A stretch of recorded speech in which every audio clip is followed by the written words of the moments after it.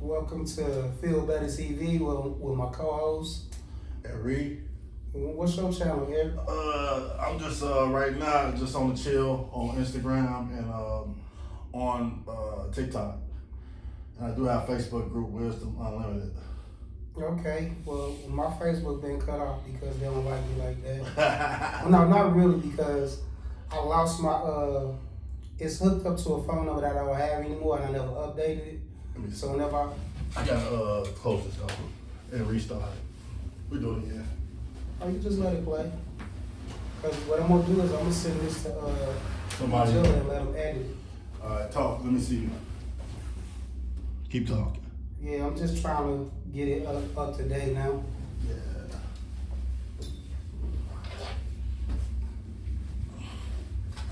Yeah, so that's definitely it's a plus to keep it going, man. Right now it's pretty good that you're doing what you're doing. You've been doing it for a while, so I took a break because a lot of different things were going on. I tried to start my own business, and that fell apart. And then I was working a lot too.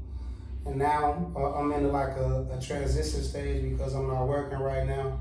So I got a little bit more time to do stuff that I want to do while I'm looking for the new gig. But that's pretty much what it is now. Feel Better TV, my guy Ari Abdel. yeah, we just gonna do something a little different. Could be the same depending on how you look at it, but we're gonna be going into those topics that people probably as a taboo sometimes, stuff that people might not It wanna may know. be taboo, but to some, but it's stuff that needs to be talked about because a lot of things that's going on today, it only gets talked about when the media push it. And when they do push it, they push a different narrative. It's like what we got going on now. It's a lot of division among people that look like us, and a lot of it is politically based, and they try to make it, these gender wars and these sexual preference wars and whatnot, which none of that really make a difference because as long as you this, that's going to be the overarching view of you. I don't know if it's confirmed yet, but they did say that Willie Lynch had this information they put out to keep us against each other.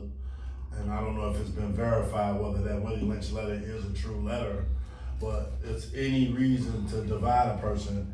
They can find any reason to if you're tall, okay, that's a reason to be divided. You short, big, small, light skin, dark skin, it's always been this divide and conquer. But that's, if you really look at the way the world was conquered, when you talk about worldwide, they used those tactics, especially Great Britain, and divide and conquered the whole world. And then they took their land, had people paying them money off of divide and conquer. That is the oldest method in the book. And even today, in today's society, Republicans against Democrats, rich against poor, anything to separate people and to keep them weak and divided. That's pretty much what it is nowadays.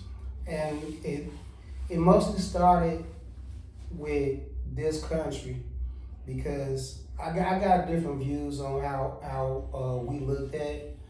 I haven't got any of it confirmed, but I got people that's on the case, like legendary Typecast, Dan Calloway,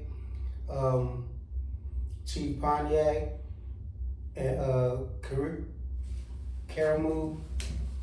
I'm saying his name wrong, but a bunch of researchers, even the old school researchers like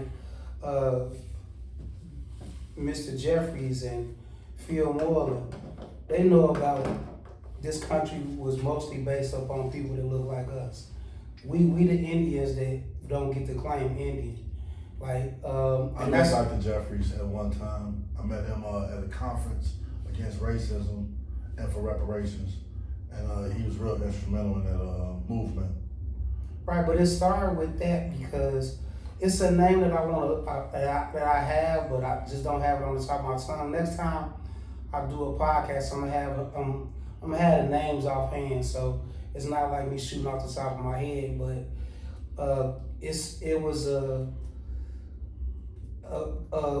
coincide. It was like along the lines of Willie Lynch before Willie Lynch came around.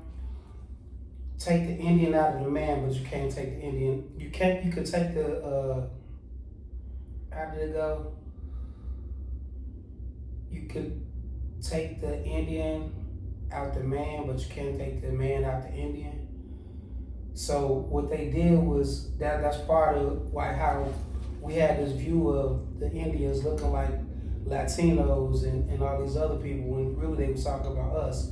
Because if you look at the pictures that came out when Columbus discovered America, you know, all those pictures is dark-skinned people. You know what I'm saying? All them people look like us. Those are the people that they was calling Indians. Well, they got that Olmec head that they got. And that looked like us. That was actually a picture of ancient people. Right. So there is some no wide noses, to woolly hair. You know what I'm saying? Stuff like that that's been around that nobody could just take it and hide it because it was so big. Well, I used to have woolly hair. Now I'm just bald. But, you know, but that's the thing about it. Like the pictures of the original people, you know, all of them was dark-skinned people with woolly hair, wide noses. You know what I'm saying? And that's all over the planet. Well, the word Indian itself is kind of tricky. Exactly. If you talk about India, and then you talk about the West Indies. Cause and even that in itself, India didn't become India until late. That wasn't the original name of that country. You know what I'm saying? And even America wasn't always America. Africa wasn't always Africa, and that's just one constant. That's not the countries that got their new names and whatnot as time came along. Cause like Ghana, that was the Gold Coast before it was Ghana. You know what I'm saying? Yeah. And those are more recent names that right, exactly. That was a whole nother continent. That was a dark continent according to the whites. Right. And Africanus, somebody who conquered Africa. All these different views on lands. Then you get into the names and the meanings and when they named this. You know, like even America. You know? Even with the names though, that kind of tricky too because, you know, these are names that were taught to us. It's not really, you can't really say that those are the original names. Well, it's a lot of stuff coming out, and you got to be careful how I talk because you had Tucker Carlson come on TV and ask a guy from Israel about how do they know they are the Jews. Right. And they went into religious context, and he said, no, that's a religion. They are from Europe. So this is something you gotta be real careful about. That's funny too, you talking about the people from Israel and whatnot. I don't want to say the name because that can get you a strike. But the I people and the I nation. Right. The Hebrew Israelites, they go into depth with it, but yeah. Even those are different religions and whatnot that were made up, you know, basically to combat what was taught to us for so long. Well, anytime you have to be mindful if a person abuse you and they teach you at the same time, you really have to be mindful of somebody teaching you and beating you at the same time and raping you and hurting you and wants you to learn something. That's really a fine line right there of, is that true? Or what kind of abuse is that? Or that's a Stockholm syndrome, you know, they want you to love them at the same time as serving them. You know, it's just at a certain point, you have to ask the question, why, when, where, how, and what the hell is going on? Exactly. This is what we talking about. What is those W's? We got to figure out what those is. It's H in it too. Yeah, H. And what the hell? Like I said, what the hell is going on? So how did this happen?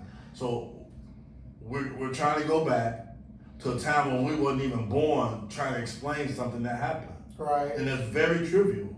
And the thing about it is like the stuff that we learn, it's something that goes around and people talk about it more often nowadays. History is taught by the winners, not by the losers. You know what I'm saying? His story.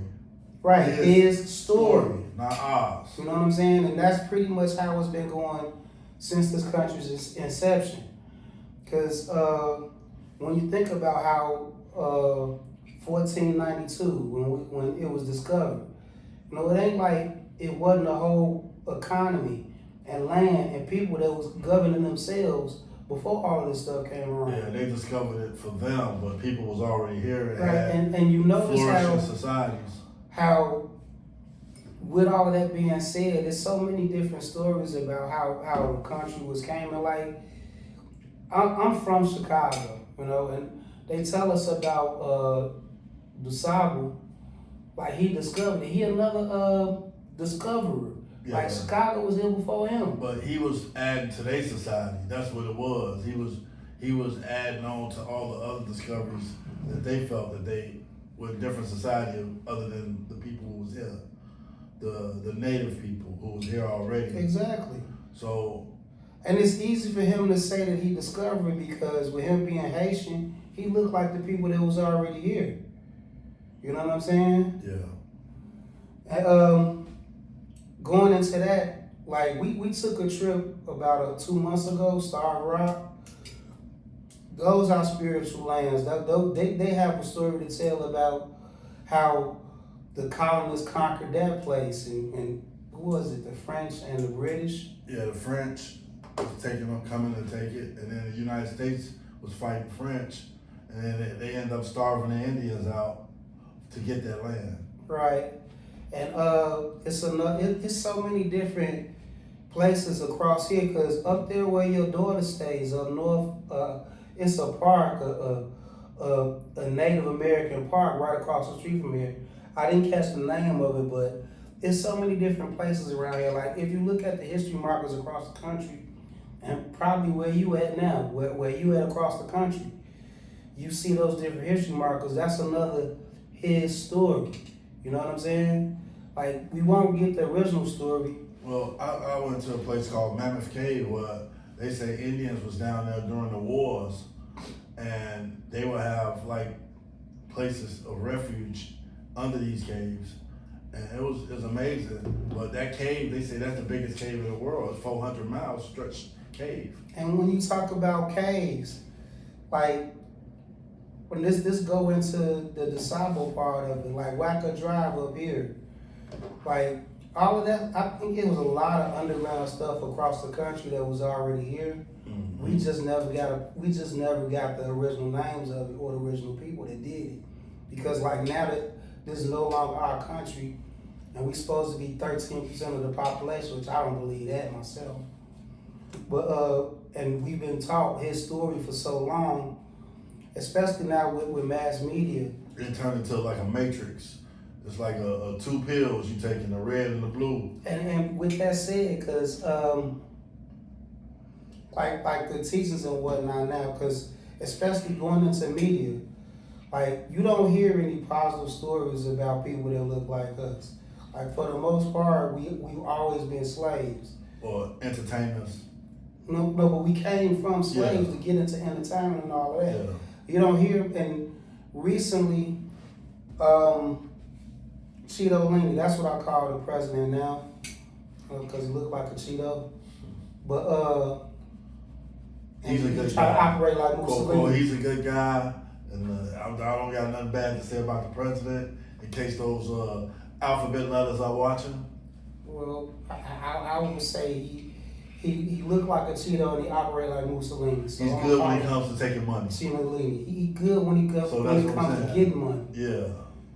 But not keeping it though, because he go bankrupt a lot. But that's another story. Yeah. But going into that, like the media has driven so many different stories about us, like, and I fell victim to this for a long time too, because you know for the most part we looked at as thugs or gangbangers, drug dealers, drug addicts. You know, you don't really see a lot of positive stories about us. And it was systematic. The last time we had a positive story, well, a positive outlook on us was Bernie Mac and Damon Wayans and DLU. I think Obama was an impact. Well, I'm talking about in media, Oh, okay. not as an individual. Okay. Because those were examples of black families. You know what I'm saying? Where they stuck together as a family unit, and the man leading the house wasn't a bumbling idiot. You know what I'm saying? But good times. Well, they killed James Evans because he wasn't gonna be a bumbling idiot. Yeah, Fred. Yeah. And Fred Sanford was a bumbling. You know what I'm saying? But he was actually a decent example. A businessman. But he was a single father taking care of his son, his adult son at that. But you know. Yeah. And you know, him happened to be friends with Malcolm X too. Probably had an impact. Detroit? No, he was Chicago red. Yeah. But Malcolm was Detroit red. Yeah, so that probably had an impact on how he looked at the world. Dealing with somebody like Malcolm X, it's gotta be amazing to have that type of relationship. I would say so too. And he was actually an influence on me because coming up, watching Fred Sanford, and his last great movie was Ensemble with Richard and Eddie and a lot of up and coming comedians in Harlem Nights. Yeah. And it's sad to say that he was coming into his own again, because he's promoting another black family again with the royal family, but he had a heart attack on set. You know what I'm saying? So you never even hear about it that anymore. And that was actually a good show. It had Della Reese in it too, and it was a young comedian in that show. I can't think of his name now, but I'll have more of this information as we go along and we do more podcasts. But you don't really. But the point is, you don't see a lot of positive influence of people that look like me on TV. And for the most part, when you do see somebody look like me, they those other archetypes, those stereotypes that's pushed, or he living an alternative lifestyle, or he got a wife or a partner that don't look like him, is not from the same background. You know, you don't really see a black man with a black woman. Even when you look at the commercials and the ads, you don't see a black family. You see a mixed race family. Why you think it's like that? That's what they push. And what's crazy about it though, it's like going into marriage race, because like marriage rates are falling down in our community. But for the most part, when we do get married, we marry a sister. You know what I'm saying?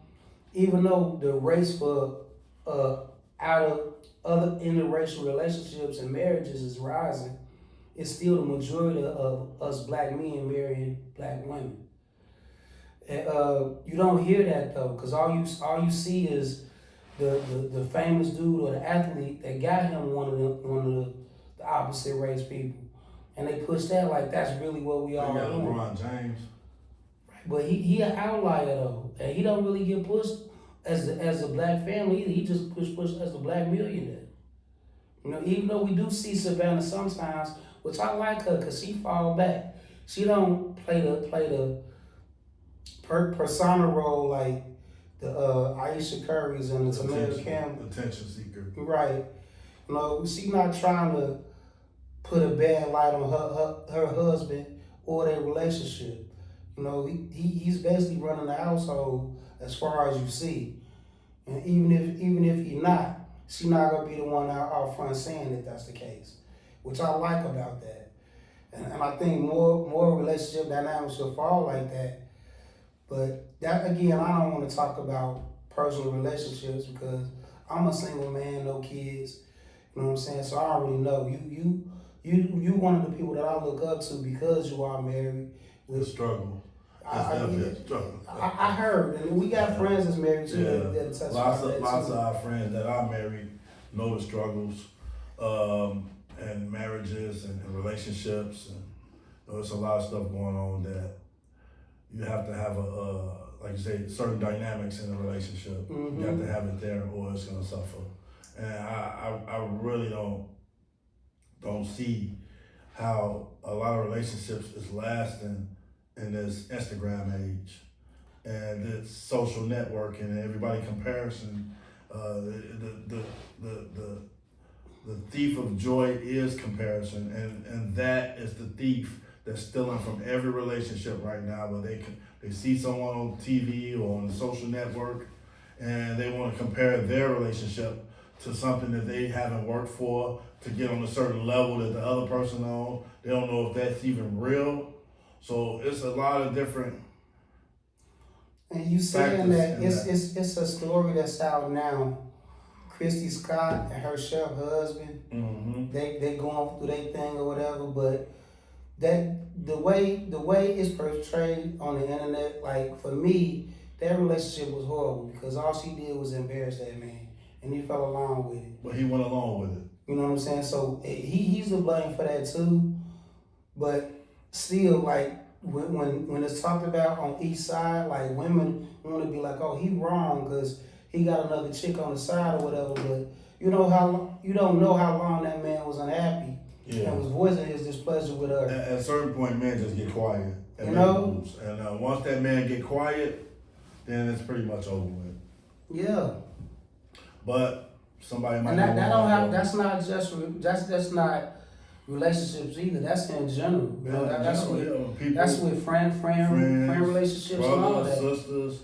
Once their relationship go flatline and quiet, you know something up, something is going on, and that's time for you to take account for what's going on, and that's if you're accountable. And that's another thing, accountability. Very few people in relationships nowadays do not want accountability, even if it's friends, brothers, sisters, spouses, children. People do not want to be accountable for their part and the damage that they caused. I can say that too, because I know I've had a few relationships where I was part of the problem, but at the same time, because of the type of person I am, I wanted to try to fix that problem instead of letting it go to the wayside. But I made a lot of wrong choices in partners too, because whenever I was trying to fix it, asking what's wrong, I would get a wall. You know what I'm saying? Like, it's something that's generally true. You know, a woman will leave a relationship long before a man will, and he'll never know. Yeah, it's true. They'll check out 10 years ago and you won't even know.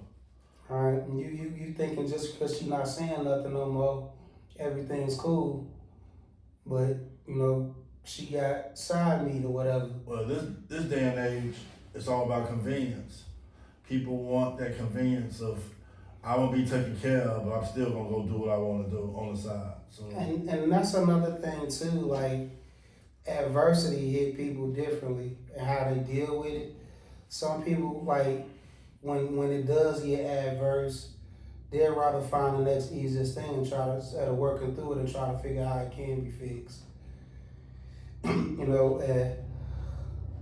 I've been on a mental health journey for about 4 or 5 years now, because I had a bunch of different things like family and personal relationships that wasn't going like I wanted to. So I was trying to find out how I could fix it myself. So what I'm saying, that go into like I said, me seeing a therapist and talking through things that I couldn't talk with other people with. yeah, And that was a big help for me too. I've done the therapy, and at a certain point, you acknowledge the things that's going on and come up with the solution. And sometimes you should just sit still and just figure out who you are as a person, what you stand for, what you're gonna represent, what standards do you have in life. If you just sit back, because the first thing people say sometimes when stuff happens, oh, this ain't me, that means you know who you are. You got an idea that this ain't what you is. You are not that person that they think you are for them to be trying it on you. So you say, well, you know what? This ain't the type of relationship that I see myself in. So that means you got an idea of who you are. But if you don't know who you are, then you're gonna get tossed back and forth by people, and they're gonna treat you pretty bad. That goes to another old saying, if you stand for nothing, you'll fall for anything. And it's a lot of stuff like, coming up now, it's easy to be one of those that fall for anything, because it's a lot of broken homes where you basically grow up teaching yourself, because there's not a lot of people to teach you. And that was pretty much how it was for me. The only, no disrespect to my pop, he was who he was, and I love my brothers and sisters from him. But like, I didn't know the man until I became an adult. You know what I'm saying? And the only male figure I had in my life was my grandfather. And I lost him when I was 19. So, you know what I'm saying? It's been 30 years of teaching myself, you know what I'm saying, from that point. And there was a lot of stuff that I didn't learn until late in life, especially the mental part of it and the financial part of it. So, those are lessons like, and that's one of the things, again, props to you, because your children know this stuff because you went through it and you there to teach them. Yeah, it's just that the people that we didn't have there as children, we learned from the wrong people. And even today, you got people like Oprah Winfrey.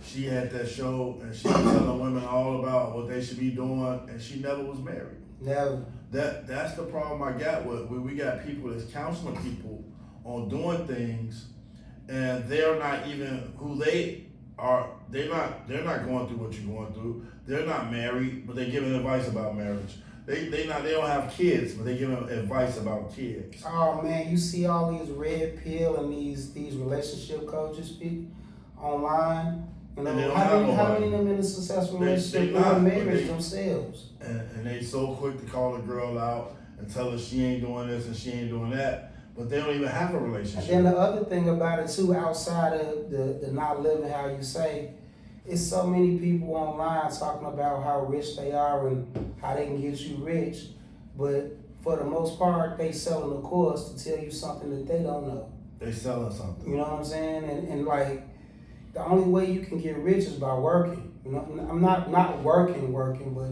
working towards that, having a goal, pushing towards that. You can't get rich schemes are just that, schemes. You know what I'm saying? If you're not putting in effort and whatnot, the only people that can get rich right away is politicians and athletes and entertainers. And even those entertainers, they only rich on the outside. Some of them don't really have all the stuff that they have. It's mostly them getting free stuff and getting pennies for it. You know what I'm saying? But they could floss like, I got this and I got that, Yeah. That's a part of just like, again, with the internet, and it's a paradox. We talking about the internet, but we finna upload this video to the internet. So it's like, it's an irony that the same thing we talking about that can be an issue, but the internet can help people too. And that's one of the good things about this, is because like the way media is driven now, you can take it at your own pace. And you get to pick and choose because, coming up, we had to watch what we wanted to watch at a certain time, and if not, we recorded on our VCRs or whatnot. You know what I'm saying? We had to, like Thursday night, you know what I'm saying? You sitting in front of the watch the Cosby Show, Family Matters, and whatever, TGI Fridays or TGI Thursdays, whatever it was. You was sitting in front of the TV at a specific time to catch stuff. Like now, you can stream at your own pace.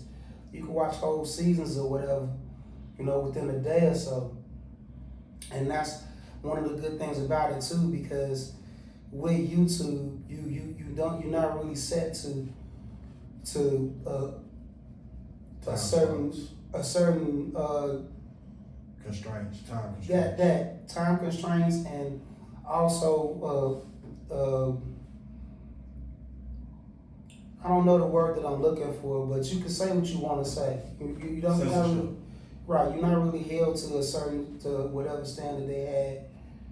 So, and that's one of the good things about it too, because that's going into another couple of topics that I want to talk about. Because I talked about, with the relationships and different podcasters.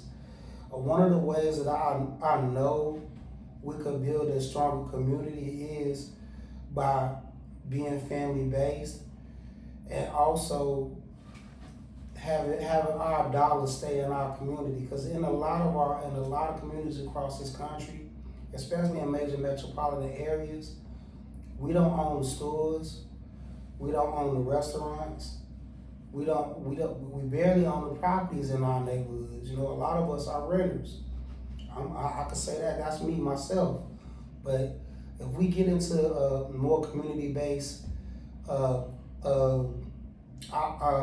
opportunities, that will fix things. Cause like what I wanted to have, cause this is the first podcast, and in the future ones I will have them. Cause like I'm wearing a Super Slick shirt. That's my cousin's clothing brand. That's something that we could promote amongst each other.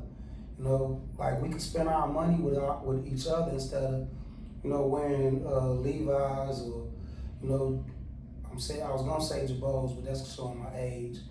But you know, whatever name brands was out, we could wear our own brands. We could promote those. Like that's one of the things that our celebrities, entertainers, and athletes should do more of. Cause like I want to get some Jaylen Brown shoes, the 747s, because again that's a brother that owned his own shoe company because he didn't want to do a sponsorship with Nike because they was in the process of blackballing him. The same with Kyrie Irving, even though those are Chinese shoes, I would support those because he got ownership in the company. You know, those are things that we ought to do more of. It's like I don't use Tide or any of those other name brand products because the name brand I use is True, TRU. That's the detergent that I use to wash my clothes and fabric soften my clothes because I want to spend my money with people that look like me. Like, and I want to get more of the products like that I will be promoting. It's like I want some Time and Tally watches. You know, that's a brother that got his own watch company. You know, I would love to be able to promote that. And like my guy E, we have a grocery store that we patronize all the time in our neighborhood that's black owned, called 40 Acres. You know, we spend our money there instead of going to the big chain restaurant, the big chain grocers and whatnot. Cause it's coming out. It's coming out that all these billionaires, a lot of billionaires, I'm gonna say all, but a lot of billionaires supporting pedophiles. Oh, yeah, I was talking about something else, but yeah. Yeah, they supporting pedophiles. They supporting just things that you might not agree with. I mean, most people don't agree with pedophilia. So, but if you supporting pedophilia by shopping with this person, maybe you should reevaluate who you shop with. Right, and that's one of the things about it too, because a famous comedian that's gone and passed, but he was a great when he was out, George Carlin. He talked about the illusion of choice that we all have now, because you know pretty much we think that we shopping with a specific person, like you know without like take gas for instance. You know, you think you shop with BP or Mobil or whatever, but it's really only 3 oil companies. You know what I'm saying? So all your choices for gas they be coming from 3 people.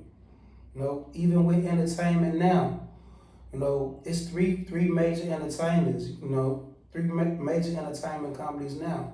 Like recently with the merger of Paramount and Warner Brothers, which is owned by Viacom, which owns BET, which owns CBS. You know what I'm saying? And it is really deep how it's going too, because I think they own NBC too. No, Comcast owns NBC, but I'm not sure.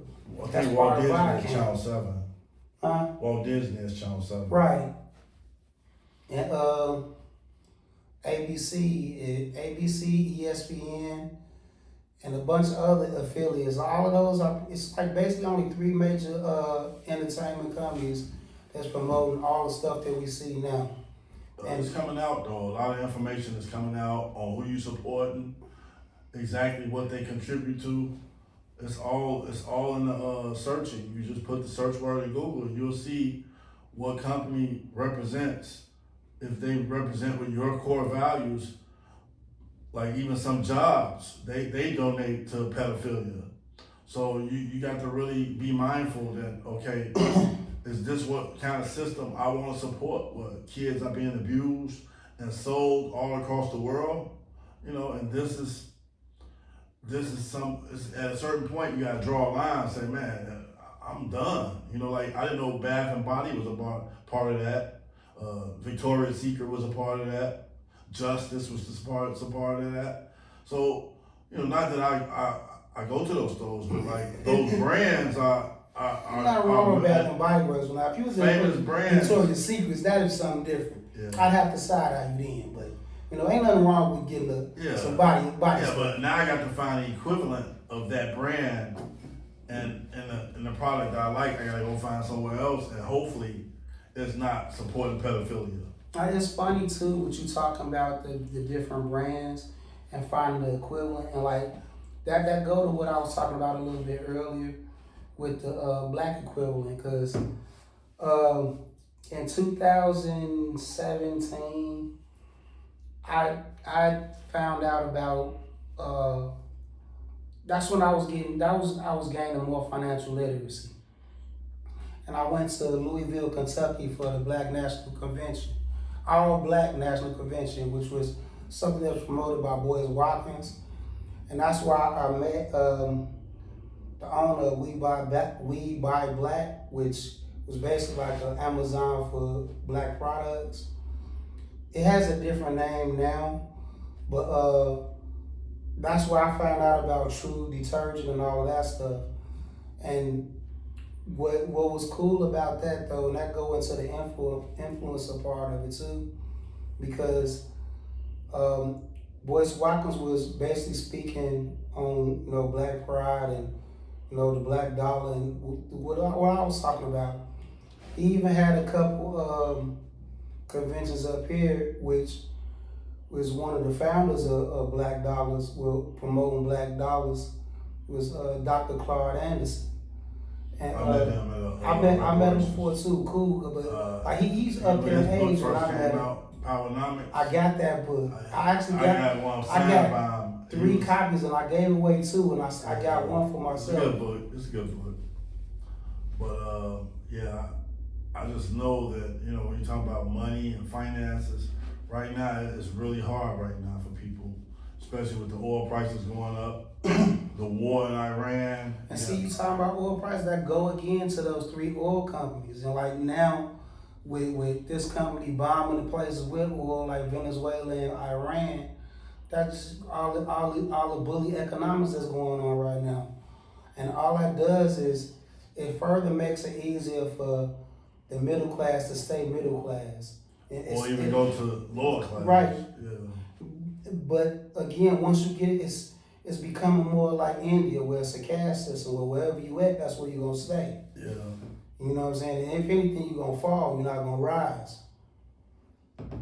And that's one of the sad parts about what's going on now, which goes into another topic that I want to delve into more often. So these topics gonna come up in your further shows. Yeah. We just throwing stuff out that you'll be talking about. These are some of the topics you'll be talking about in your later shows. Yeah, cause like now this is off the top of my dome. I didn't come prepared for any of this. Cause like going in the future, I'm gonna have notes or whatnot. If I haven't gone other people on the show and go back and forth with people that really might know a little more about the subject. That's my plan, even if they not here with me, cause I'm gonna be shooting here. I'm gonna be shooting in my house maybe. I'm definitely gonna be shooting at the Orchestration Studios. You know, that's another one of my partners, and you know, he does music and whatnot. He Jilla Beats. Dope dude. Nice spot. I like this spot. And he do help people, you know, do shows if they need to do shows. And it's not just help doing shows. He's a producer and a mixer and engineer too. But it's not just about him. It's business for him, which is great. We do want to drum up business for him, but he is philanthropic too. Because he does code drives, he does food drives, you know, he does a lot of stuff. And one of the things that got me hooked up with him is because when I was with one of my friends that does the music too, Jay Enormous, you know. Shout out to Jay. But he plugged me with him, and when I was with him during the pandemic, when the world was falling apart, he got me into entrepreneurship. You know, I was running my own snack shop, and that's what actually was a forefather to me doing Feel Better TV. You know, which is what I fell off from now, because once everything fell apart after, you know, the pandemic fell apart, well, the pandemic was over and everybody got back to work, you know, I wound up losing the business that I did have. Not that I'm not gonna try again, but I had other priorities as far as my two biggest fears, you know, being homeless and losing my choppers. You know, I still got my choppers and I still got my crib, so yay. But that go to the further topic that I want to talk about is politics. Is something that I'm gonna delve into more deeply once in future podcasts. One of the things that we have going on now is this two-party system have you thinking one is better than the other, and that one is always demonizing the other party when both are more closely aligned to the other than they care to say. And saying that goes into what I was talking about earlier, that the quickest way to become a millionaire is through politics. And that's because once you become a congressman, and sometimes even smaller, like aldermen and ward bosses and things like that, once you get into that, you get so many different companies and lobbyists that'll pay you not to be for the people that you're supposed to represent. Because I think a big lobby now is that AIPAC. All of the little politicians got one of those. But what one of the biggest examples that I have for it, and this is something that I want to talk about more in the future too, is term limits, because Kentucky got one of the oldest senators and one of the richest senators that been around. Started out probably as a trail car. Yeah, Mitch McConnell. Now he going through dementia now, but he's still in office. But dude is like almost a billionaire, you know. But he didn't come from those beginnings. And like now, Kentucky, one of the poorest states in the country, but he is super rich. But he don't talk about that though, and that's mostly because he been in office for 40 years. Yeah, the money not coming down to the people. And because the money that he getting is from those lobbies and those corporations. That those are the people that we elect in the office. That's who they represent more than the people that elect them in the office. A recent example is the chick in Minnesota, Ilhan Omar. You know, she came in as a Somali immigrant. Now she, you know, had a negative net worth. Now she a millionaire, you know, and it's only first term, or she's probably a million now. No, she got like a net worth is like 30 million. That's millionaire. Yeah. So no, and I think she only had 2 terms, if that.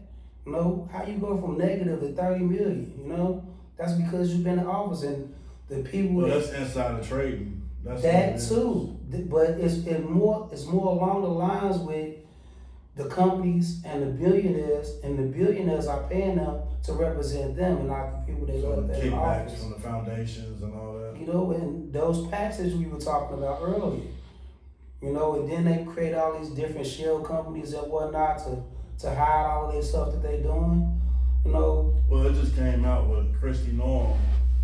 Well, she was. That's why she not DHS no more. Because she got a company that was made 8 days prior, and they didn't have no address or nothing, and they get, it was like 150 million or something like that. Crazy. But, and the only reason why is because more people are researching this stuff now, but. They got watchdog groups too. But these watchdog groups is only watching certain people. They not watching all of them, which is one of the things that I want to talk about more in the politics side, is we should have term limits. None of these people that's supposed to be representative should get more than 3 terms. You know, I mean, if they get elected back in the office, fine. But if you do 3 consecutive terms, somebody else got to get a term, bro. You know, you can't stay in office getting all these kickbacks and all of this stuff, and nothing is happening, you know, because if you you become more complacent with what's going on now because you're not in the struggle anymore. Yeah, that's politics though. They got a whole other level. They got so much money coming in, and they don't have to do nothing but just keep collecting money. But do you agree with that though? Term limits? I think it should be some type of limits. If they're abusing it, it's gonna have to be some type I of. don't think abuse or not. I don't think you should be able to stay in office unlimited. Cause like here in Illinois, we got Danny Davis been in office forever. He been in office since I was in grammar school. You know what I'm saying? And he's still in office now. Well, he gave, I think somebody else running for the seat, LaShawn Ford. But how long did it take? You know, that's like 50 years. You know what I'm saying? But that being in office for so long and you're not really represent, right? At that point, you just become a talking head. And They know the lingo of the speaking politics. of the Ford guy, like there's so many different stories about it. And I know it's politically based, but like all of them getting paid by the same people. Some of them get more depending on how they pushing it though.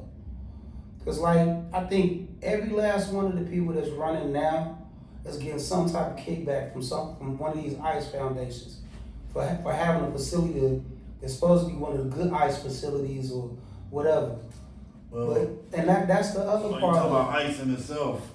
That's a whole other subject in itself. How do the president of the United States have his own gang? He always had his own gang though. But ICE was created. What about the ICE, the new ICE gang? Yeah. Immigration, something, yeah. And they can shoot people and not be held liable. That was a burning point in Minnesota. And they didn't think Minnesota would fight back, but they did fight back. They fought back. They came to Chicago fought back. And that's New York fought back, California fought back. But you shouldn't have to fight your government from killing you and shooting you in just broad daylight. and that's one of the other things about it too, because even the way the Constitution was written, even though that's plagiarized from what was already here, every last one of these states are their own country. You know, they all got their own laws and stuff that they have. Yeah, state laws, state jurisdiction. So, you know, the federal laws should not override the state laws. But they started off this country, in my opinion, wrong. When they had in the document, they said all men created equal. Except for those. And in the same document, it said 2/5 or 3/5 of a man. It's like, how is this in the same document? And that's one of the like probably the second or third drafts of it, because you know it was other drafts of it before that. So, you mean to tell me, you just said the first sentence, all men created equal. But not you. But in the next part of the document, you say, well, no, this person is not 100%. But not you, because you're not a real person. Yeah, so Well, you're not a we whole don't count person. we don't count you different. And that go into another topic that 1 + 1 = 2. that I want to delve into more deeply too is elections as a whole. Cause like now with the midterms coming and passing, there's a lot of people saying that I won and I didn't win, but I think the midterms elections is the most fairest elections that's out there, because those midterm elections are really a popular vote. Like if you get out there and vote, whoever got the most, they win. But with the most important election of the country for the biggest figurehead, it's not that. Now we got 530 people. No, I think it's 630, something like that. People that's voting for who's gonna lead the country over where the popular vote should be the overriding vote. Now I wouldn't care if You're talking about the electoral college. yeah, the electoral college. Like that is the most unfair. Well, they said that was supposed to be for the small states. Said. So to be fair. Blah blah blah blah blah. And what it was, because when they started counting votes, some votes didn't count. Like the 2/3 of a person, Now the women vote didn't count. You know what I'm saying? If you didn't own land, you couldn't vote. That's what that was. Now they trying to take away the mail ballots. I really don't care about that. Uh, And that's basically scared. That's Cheeto Lenny scared that people mail votes gonna come in and it's gonna override him. And that's basically what January 6th was about. In 2020, when he lost the electoral and the popular vote, he thought he wanted to call the election after the first night. He didn't want all the votes to be counted. He wanted whatever it is at the end of the night, and it ain't never worked like that. But he wanted to work like that for now because you can come in and leave and then wind up losing. It's an advantage for him. And that's the thing about it. And that's what's crazy. Like, you can count up all of these votes, but it still come down to 600 something people voting. You know what I'm saying? Yeah, That's not fair at all. Well, it's been like that for years, and I don't think it's gonna change. But it's still because it's been like that don't mean it's right or I mean, they got the right to vote on it. But they won't because it's a position of power that 600 people could control, and I think that go into who's paying the most. Because even though like Trump, like it hasn't been a Republican that has won a popular vote for some 20 years or more. So I think Reagan was the last one They say also that Elon Musk might have had something to do with the votes because they was tampering with the machines too at one point. I'm not gonna go into those different conspiracies because regardless, the popular vote, Well, Doge did have a lot of information they took from the government. Yeah, but that's after this last election. Yeah. But what I'm talking about is all the elections before that because damn, I lost my train of thought. Oh, the popular vote, because like it hasn't been a president that won a popular vote for a while, you know, and all the Republicans that have I think Obama won the popular vote. but that's a Democrat. Oh, you're talking about Republicans. Republican. You just said you ain't been in a while. Right, a Republican hasn't won in a while, and I can go back into this and correct it in future podcasts. But I think because I was having this argument, you know, over drinks with a friend because I thought it ain't never happened, but I was being hyperbolic and inflammatory and not correct also. But I think it was Reagan was the last Republican to win a popular vote in the Electoral College, and that goes back into what I was saying because like when Bush got in the first Bush got in office, he lost the popular vote, but he had the Electoral College. When the second Bush got in office, he won the Electoral College, but didn't win the popular vote.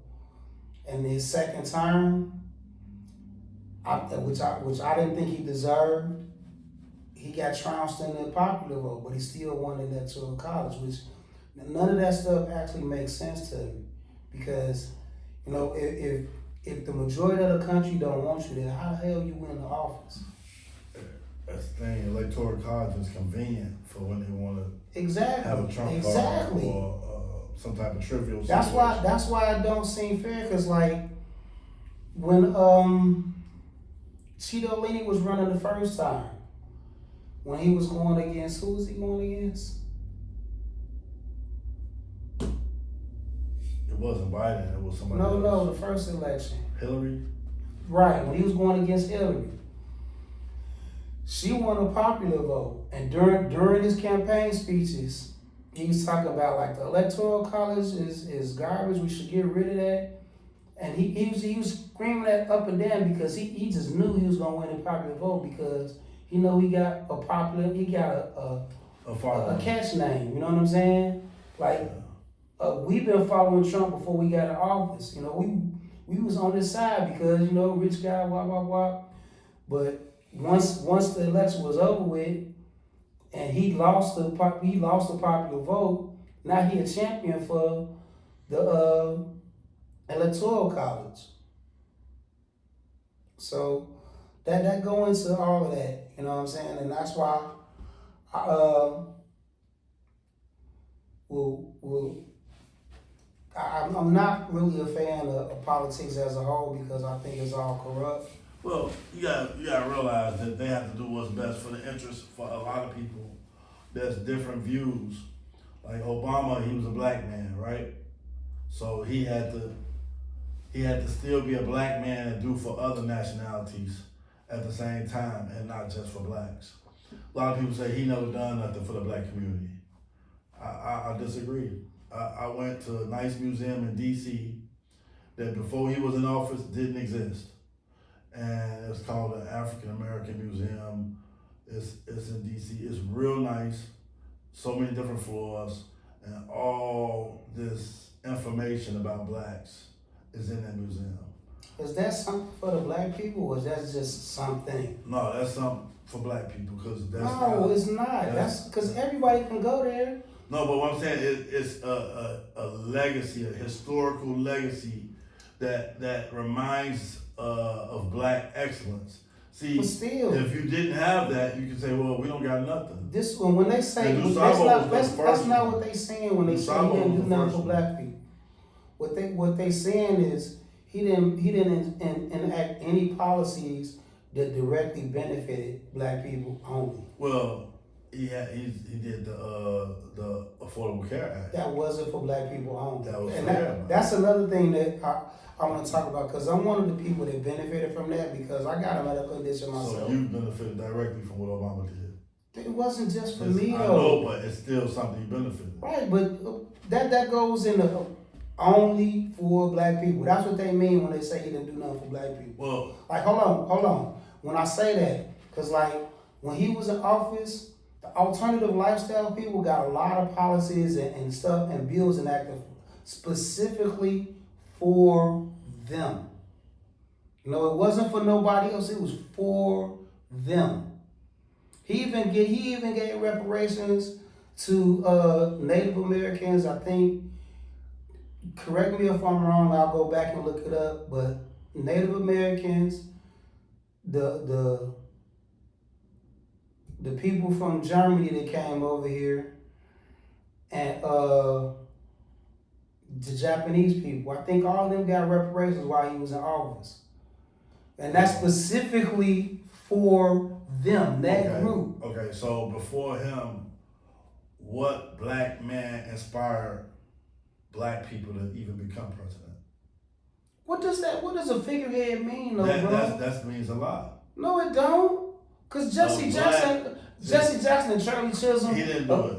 No, but they applied. So that's what I'm saying. So he was the forefather for Obama. Because he kicked it off. Charlie Chisholm did it before him. So for people to see that a black man can run 2 terms successfully. What does a figurehead do? Like that aspirational and it's a word that I'm looking for. I'm gonna have I didn't agree with everything Obama did. I really did. But at the same time, he ran without Epstein files. His name being the Epstein files. No, I'm just saying. He wasn't in the Epstein. But nobody talking about Epstein. I know. So what I'm saying is he was without problems. Like this guy in office is a 34 felony counts against him. So it's a big difference, bro. I mean, like if you think about, I don't. Kids don't look up to Trump and say, "I want to be like that when I grow up." I will disagree.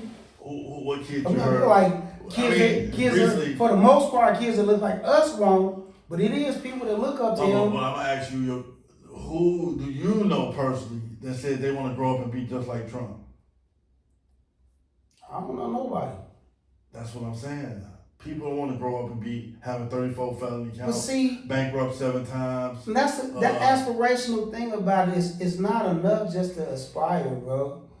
And well, image and perception is a lot. If you ever think about it. Inspirational things don't really I ain't count. saying inspiration. I'm This- saying image and perception. But that's what I mean. That's what I'm talking about. Inspirational, aspirational. All those Inspiration. things. Inspiration is different from perception.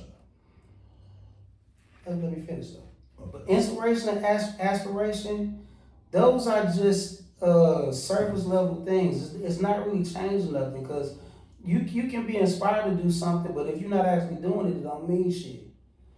And you can aspire to do something, but if you're not actually putting the work in to do it, it don't mean shit.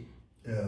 So this is what I'm saying. So before you heard that Tupac song about how ain't gonna never be no black president, you know what I mean? And then it became a black president, that was a barrier in itself. That in his mind, in the hood people mind, there ain't never gonna be no black man as a president. Now, will it be a black woman as a president? Is that possible? So what I'm getting to is that he already broke barriers in black people's minds that we can be a president. And that's the goofy part about it. The country been around for almost 300 years. Correct. We still talking about barriers being broken Yeah. by people that look like us. That's all, and that's what I mean about the aspirational, inspirational part of it. Fuck them barriers. You know what I'm saying? And that's the easiest to say if you never did it, break it. I don't want to. I'm not looking towards it. Okay, so you want a separate society. It's not even a separate society. It's a separate community. Yeah. You want a black Wall Street, you want segregation. Exactly. And I don't want it just here. I want it You all want over the segregation. place. You like the Islam, they Fuck, want I would they love want their own segregation. state. Their own state. I would love that. Because before segregation came around, all our communities was thriving. Like after Reconstruction, it was Black Wall Streets from California to Maine. All over the country, even in the rural sections of the country. Nebraska, Idaho, South Dakota, it was Black Wall Streets all over the country. Okay. When you hear about the black massacres in this country, those are all black communities that were thriving and had their own stuff. I'm not just Tulsa, Oklahoma. No, Chicago had it. Like So you don't mind that. no, Okay. because they already have it now. So we are integrated. Yeah, we are. And But- we could still be integrated in society, but we could have our shit where But- don't worry about what we do. Well, we had gentrification gonna come and But we can prevent that if we make the black dollar stronger. It was And actually say that again. no, it was actually laws put in place for you not to segregate. Okay, and it's laws put in place, but it ain't like it ain't happening. But when it happened for white folks, nobody say shit. When it happened for the Indian folks, nobody say shit. When it happened for the Chinese folks, nobody say shit. So seeing that it's a law in place don't mean that law is gonna be strictly upheld. It only get upheld when it's us. That's the only time shit get enforced. And if hold on. And if we could build a better community, a strong community, especially amongst us, that would change the narrative. So to have a community, you mean you have to have leadership. True. So who is the black leaders in our community? See, and you. No, hold on. Don't run away. Don't run away. Come back here. Come on back. Jesse Jackson passed away, right? And Malcolm X gone, Martin Luther King gone, Gaddafi. You know, all these people that had black power is gone. So who is the leaders in the black community? Is it the musicians? Is it entertainers? Is it, athletes? Who is speaking up on behalf of the downtrodden community and of the black community? I am. Are you a leader? I want to be. No, I ain't asked you, do you But want see, to and be? that's the thing I said, about are you a leader? But who can we count on now to do that? I'm asking you, And- because and you're because- talking about Because this is the thing about it. community. Right, but that's the thing that I preach about, and I'm all about that. And because to count on somebody that's paid for by the corporations and the billionaires will not get us far, and that's pretty much what all the athletes and entertainers are. Because even though LeBron is a positive person, he won't say certain shit because he don't want to ruffle feathers. He don't want to mess up his bag. And that's what a leader would do. So, again, in a black community, is there leadership? It's not now because we so divided, especially when it comes to like the social media, the different gender wars, and so what would unite the black community if we divided? Hold on. Yeah.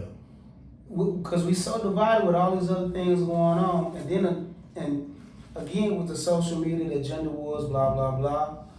We have to build a coalition that ostracizes all of those type of things before we start trying to worry about one specific leader. So because but a leader is somebody who leads people. Right. People follow this person. People are gonna follow this person because he has something that he can provide for them, those group of people. Where is that person in the black community?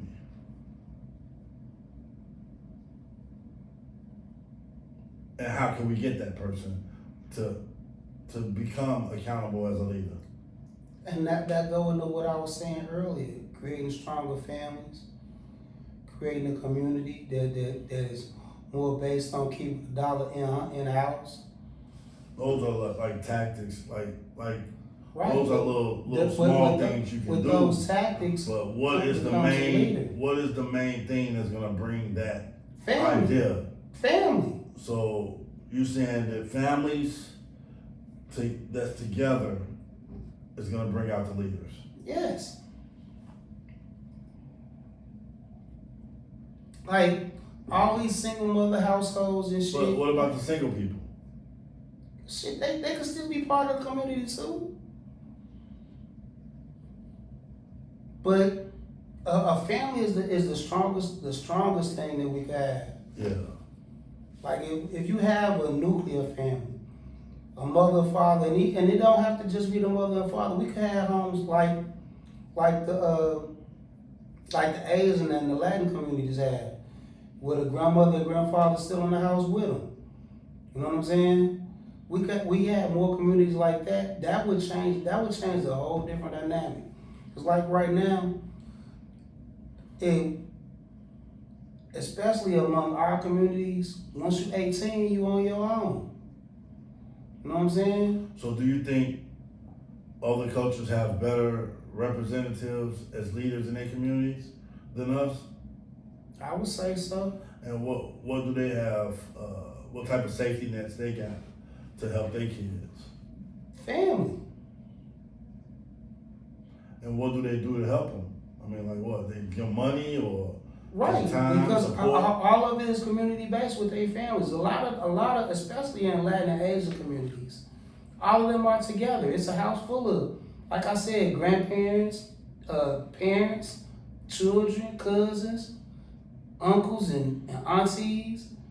All of that is all together. So let's talk about that then. Martin Luther King had a family, but Malcolm, his dad got killed when he was young.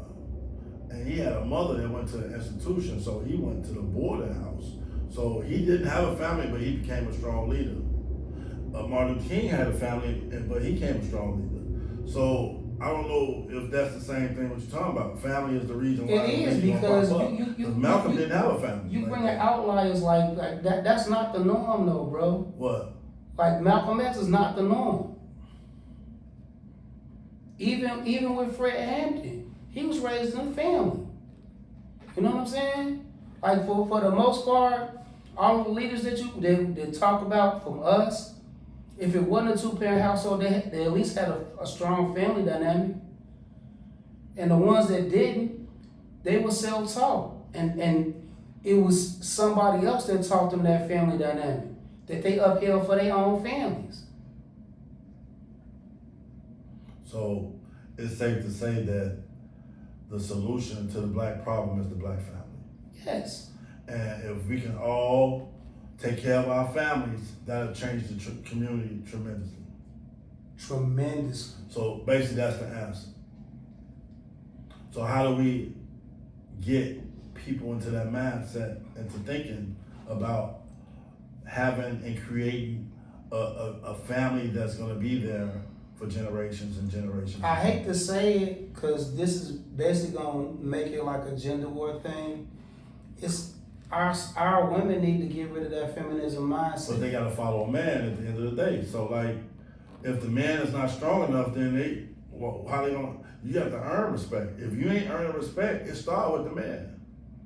But what I was saying is, Even if you say the woman, then that's not necessarily the head of the house.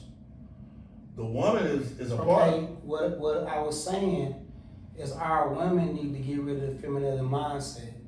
The I'm independent. Well, they have to be. Hold on. Because again, while you want to get into the man part about it, it's mostly our women that's pushing these different agendas. They're more gullible to fall in line with the alternative lifestyle. Well, a lot of them coming out now saying that they don't want to be independent. Well, now They these are women that's it's after their 30s and shit, and after they had 2 or 3 baby daddies. You can say that now, but they don't want no right. But independence. when they was super fertile, they was popping out Pookie's babies. But they don't. I'm not saying all of them, but let me finish what I'm saying before you interject.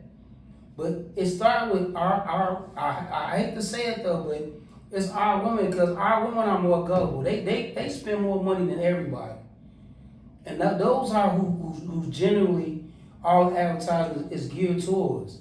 If we can get them to get out of that consumerist mindset and be more amenable to hearing what a man is saying versus trying to compete with him and combat him. Well, it's definitely divide and conquer again with that, because they figured they divided the house when they came with public aid and all these benefits with money. Look, you can have a family, but he cannot be in that house. That now, because like now we give you money, but you can't have that man in your house. It's deeper than that now, because like now they pushing all these different women go to school. You don't hear shit like that about a brother. They not pushing a brother to go to school, and they're not pushing no scholarships and whatnot for. I think brothers not to the the ones that are same there. Not to the same extent that they do for women. Cause like, bro, I was on the L, and it's a billboard on the L for UIC. UIC giving free tuition to people making a certain amount of money. But you know who they was giving it to? Women. You'll see more women subsidies than you ever will for a man. Well, if a woman is taking care of a family, why is she taking care of a family? No, we ain't talking about why. Why she pushing out a baby without having a husband? I know, we did not say why, but the reality of the community is that a lot of women are in the head of the households, and that's their choice though, bro. Cause ain't no woman getting pregnant unless it was an R-word situation. She chose that life. She chose that dude. She chose not to have contraception. She chose to let that man not have a condom on, and she chose to keep. She chose to let him in her. She chose to let him in her, and she chose to keep the baby. It's not a two-way street. It's not a two-way street. Because the man, she can't make a baby by herself. She can't make a baby by herself, but who did she let up in her though? A man. Right. Who made that choice? Hey, they both who made that choice. Right. But who let him in though? I understand. But the reality it ain't no butt in that, bro. It's not no butt in that, bro. It's not no butt in that at all. The reality is that it's a lot of head of house females running the head. Because they made that choice, bro. Yeah. And my mom is one of them. I know, but what I'm saying is, just because they made the choice don't mean it don't exist. I'm not saying it don't exist, but why? Why? Now, if you want to talk about why, the somebody in her house didn't have a man above her mother, and then her mother didn't have a man. So right. And it's funny you saying that too, because I was having this conversation with my mom on my birthday, and like she didn't look at my grandfather, her father, the way I did. You know what I'm saying? He was the head of the household, and this is another thing too. Like you hear a lot about these different 50-50 conversations. Like a woman feel like when she get married, she's supposed to get put up. Yeah. Like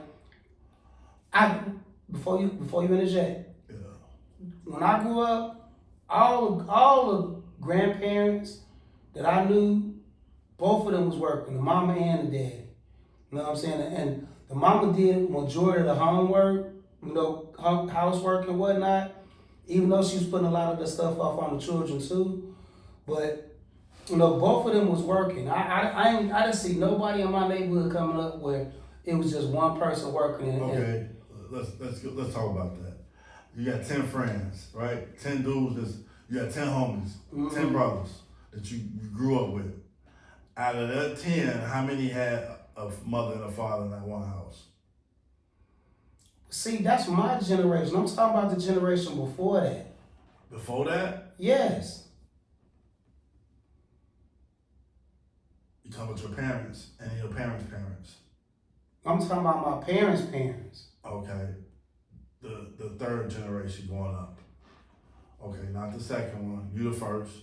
No, I'm the third generation. You third. Well, not even the third that I'm counting. I'm the third of the generation that I'm speaking of because my mom is the second generation. My mom and dad. Grandmama. My grandmother and grandfather, that's the generation, and the generation before them.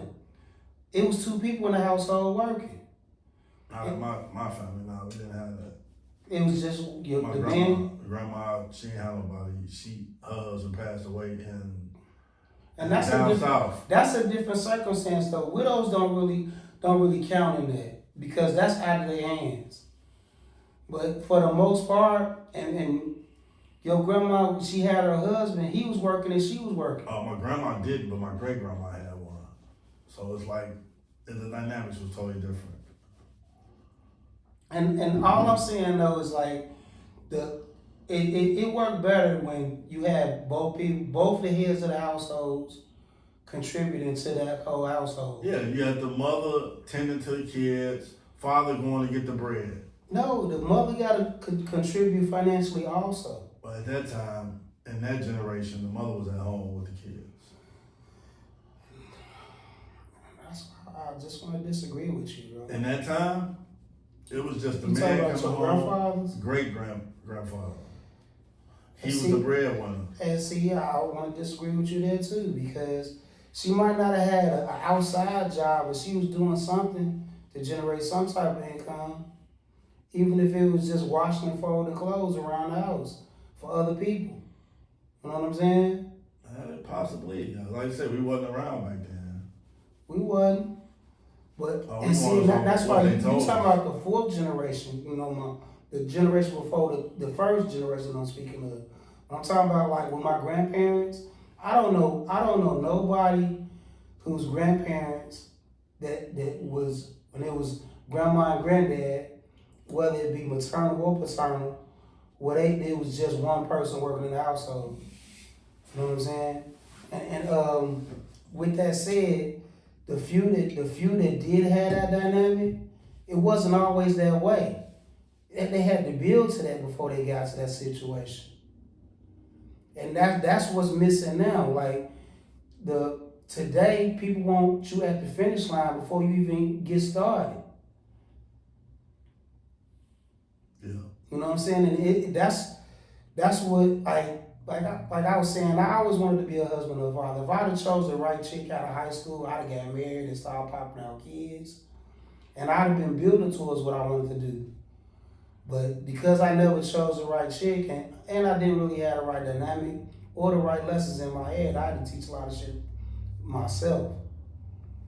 So that wasn't always the right answers when you gave yourself right answers. nah. So like the first time I learned about women was when I had a buddy named AB. He told me, hey, you go get a girl, you sleep with her, and you leave her. That's it. I didn't have nobody telling me what the real life was like, but this is what, when you come up in the streets, this is the type of counsel or the type of instruction you get from your buddies or whoever you with. And it wasn't nothing right about that. That it was no truth in that. So how you gonna have a community just doing that? See, that go into the second generation because a lot of, after our grandparents, it was mostly single mamas. You know what I'm saying?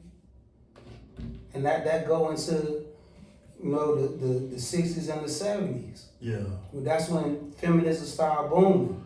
Well, feminism is taking a turn. It's taking a turn now. Since Trump got in office, a lot of stuff has changed. A lot of those laws got changed. A lot of funding got stopped.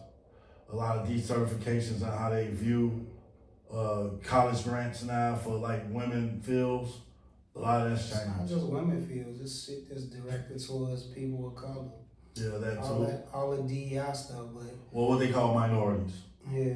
But again, as of now, it's still being pushed towards women are better at education. Well, there's more women with PhDs than anything, black women. So they had to change the curriculum. And that's the thing about but it's also a lot of women with a gain of student debt, and PhDs and stuff that's not gonna be nothing to help. You know what I'm saying? Being having a PhD and being able to write letters is not really worthy of anything unless you a speech writer. But how many of those getting paid? You know what I'm saying? I mean, it's always a way. You just gotta. But that's the thing about it. Like, education is cool if you're going for something specifically that's gonna further your economic value. But for the most part, a lot of these degrees is just a piece of paper that you're not really gonna use. Yeah. And a lot of stuff got taken out of schools. Like when we was coming up, we had wood shop auto mechanics and Vocation. Yeah, we had vocational training. Now you gotta pay for that outside of high school. And now that go back into my mama's generation and before, you can come out of high school and go straight into a career, as a mechanic or whatever, carpenter or whatever, because you learn the basics in high school. That's not how it works now. Well, you gotta also take in the fact that it's more women than men. What they got to do with teaching? I'm just saying in reference to like how when you got a adverse number on one side, it's gonna change the dynamics. Like women do education, they teach kids, they're around kids, they're mothers, they already got the knack for being around kids. And men is usually hard labor, hard work, welding, lifting, doing like things that most women are not trying to do because this heavy workload is based on physical body mechanics. You know what I mean? And like if you say, hey, you say, hey, I got this moving job. We're gonna be moving refrigerators and stoves all day. Most women ain't gonna want to do that. You know what I'm saying? Right. But if it's something like, oh, well, you gotta look at kids and take care of kids, most men ain't gonna wanna do that. Right. So it's a natural order to things in a way, but we got so far away from that the laws and the culture and the social networking and the think tank, the mind clicks, all that go against everything that's natural. So now what we got today is just everybody doing everything. Okay, so we figured we really came down to the what's the last message you want to put out? We're gonna table this discussion and come back to it again. But for our next few talks, we're gonna have it just on one topic and just talk about that from there instead of being all over. Yeah, it's a brainstorm, just throw it out there type thing, just to get acquainted with us and some of the stuff we're talking about, and hopefully, my thing is that like the bottom line is get the families back together and just get. See why you combat me so much and you agree, man? Get the families together. Feel better, TV. No. I did a paper on this. Before you even talked about it. But you see why you was against what I was saying, No, though, I'm objective. I have to be objective. Objective, my ass. You have to advocate and different thoughts to even to compare things and get more big great information. debater face ass. Yeah. So yeah, just each one teach one and keep it 100 out there, you know. All right, bro. All right, peace out, y'all. I don't even think you recorded on this.